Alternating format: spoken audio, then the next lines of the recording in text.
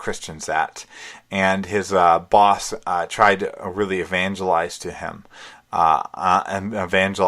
because he didn't see that there was nothing in his work and his attitude and his talk that demonstrated that there was anything different about him than the rest of the world. And I think that First Peter shows us our lives are to be so fundamentally different than that, and we are to stand out as aliens. But I think practically, especially for children and youth, I think consumption of media can be a really major aspect in which it will be a testing ground. Alien families may give up on seeing a movie others desire because they feel like it's dishonoring to the Lord, and language perhaps, and using the Lord's name in vain, or majorly because they feel that the nudity within it and the lack of respect for honoring body and the temptation that it brings about is something that is not glorifying to God and not conductive of growing in the faith. That might mean, I can think a movie came out a couple years ago. I think that sometimes Deadpool is hugely popular among teenagers and youth, but is known to have a great deal of nudity in it. And that, I think, was an example of kind of a real testing ground of what we're going to do. Are we going to stand out, or are we going to kind of just blend in? But I want to say that, that people struggle with different temptations than other people, and we must acknowledge that. But I think another one, you may ask your youth to avoid something like something with dangerous teachings like 13 Reasons Why, something that's widely consumed. That's another form of media, and that is gone crazy with on Netflix right now, or through the books. And, there's so many dangerous teachings about suicide that fail to understand that it is self-murder, that you might want, it might be something that's for a Christian family, an alien family, that we might encourage. You need to be careful with that kind of thing in a way that the world doesn't. I think as Christian aliens get older, they will need to make their own alien choices, as one can say. So it's not going to be as much for us, with young children, with the people that listen with young children. It's going to be easy to say, we're standing out because you can't do this, because we don't feel like it's in keeping with Christian values. But as they get older, they have to make these decisions on being an alien for themselves. But I think other examples in that would be clothing. For example, I think an alien family is going to stick out and it will show an allegiance to the next kingdom by how they dress, by how the youth girls or youth guys dress. And I don't just mean in terms of modesty, though I think that's hugely relevant. But I mean, oftentimes today, teenagers can sometimes dress to achieve status. How you dress can be a way to show that you're above and superior to other people, and that is so fundamentally anti-gospel and unchristian that I think that's a game that Christian aliens don't want to get involved in at all, and will stand out from the world. And but also, last one. I've talked about Jen Wilkin before in a recent podcast, and she had a really great talk on raising aliens that influenced me in a lot of ways in how I approach these things. And she said, how you spend your time in family dinner might be the most countercultural thing you do. As the reality is that nowadays, just having family dinner, even more so family worship together on a consistent basis, makes you countercultural, makes you an alien from this world, because it means giving up on things, just like we talked about in our last episode. But one thing I will add too, I think also it will show in how we spend our time off and our extra finances. A Christian alien family that values living as an alien will certainly enjoy sometimes rest, but they might stick out by deciding that maybe once a year, they as a family will choose to go on a missions trip to serve the Lord in a way of doing even service projects to those who are in need, and giving of themselves in a way that just looks really odd to this world, is against the values of the world around us.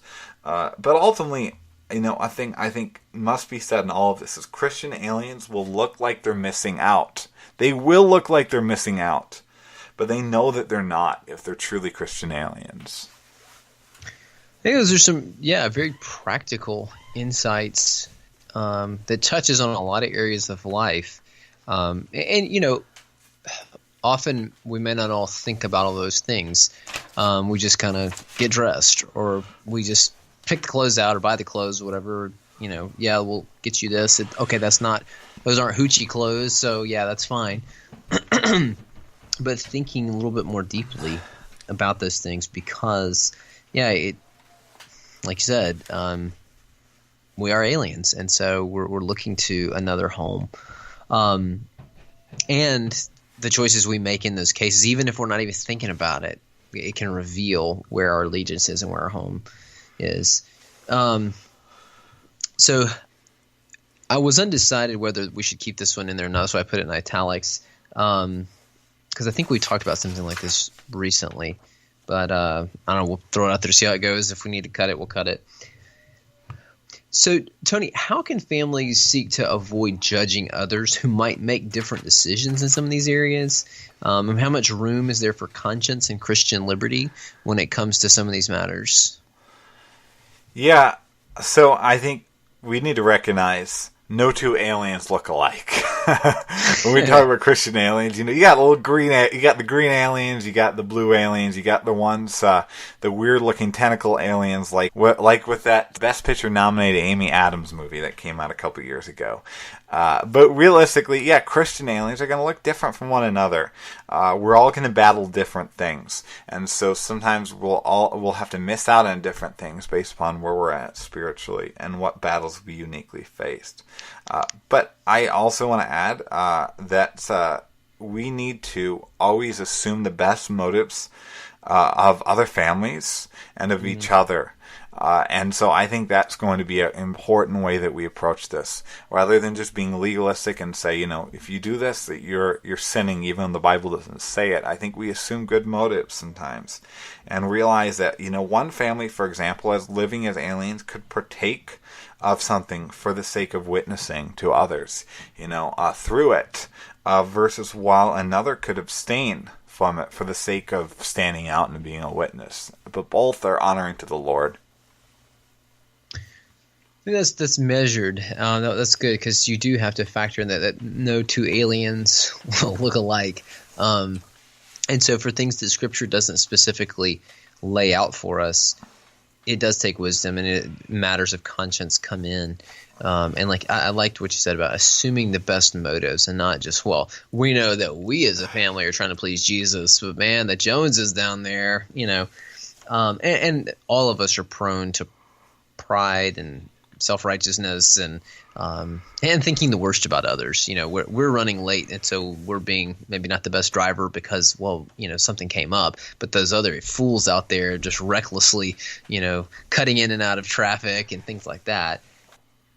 How can parents seek to raise their kids as aliens in whatever culture they're living in? Because it's going, like you said, it's going to look different depending on the family and depending on the place where you're living, because there's going to be different things that are going to test where home is for you based on that. But what are some guiding principles?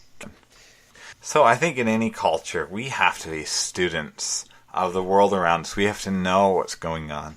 And you have to analyze what the values are of whatever culture. We get people that listen that are not Americans. We talk a lot about Christianity in America.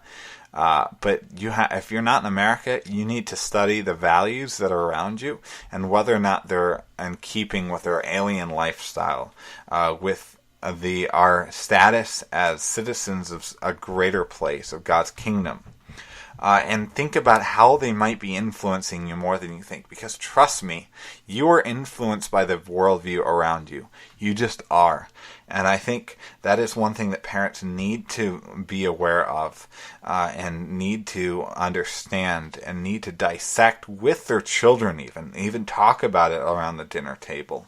But I think also aliens need to prioritize the importance of teaching about the Lord in the home, and they need to prioritize the work of God on using the home, not just using the local church. Those are some good tips, and just good things to be aware of. And I think, I mean, you and I don't live as close as we used to. We used to live very close. We shared a duplex. So, but I mean, I've seen you guys trying to live as aliens and living as those loving the people around you. And so, done that well.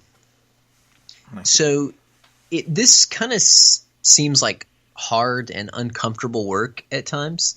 To do this kind of thing? Is it asking too much of families to try to get them to step back and to consider these things and to think about their thinking even? It's asking a lot. You are right, Ben. It's hard, but the Christian life is not supposed to be coasting. It's exactly what was missed in the wilderness. It's exactly what's missed when we become comfortable in our faith and when we live like we live here rather than live like we're aliens. And we need to realize that Christian life is supposed to be spiritual warfare. That's the nature of this life until we go home. And if we don't do this, the reality is that our children and our youth will become comfortable in Babylon, and then they will start to feel at home in their Babylon. What do you think, though? I think that you're right. If we just coast, that unless the Lord does something significant, then yeah, the cycle just perpetuates, and it probably just gets worse over time. And the first thing you said, that following the Lord in a fallen world, in a world that's opposed to Him, is not going to be easy. We're not promised that. And so to think that, if we trust the Lord and try to obey Him, then we have our quiet time that morning, that life's just going to go great. That's just it's setting people up for disaster in their faith. And so some of it goes back to the church and what the church is teaching and preaching, and is it preparing people for that, to not be caught off guard when things like that happen, so that their faith is not shipwrecked or seriously damaged. Okay. But I don't know that there's a whole lot more to say. I don't think it's asking too much, because the stakes are so high.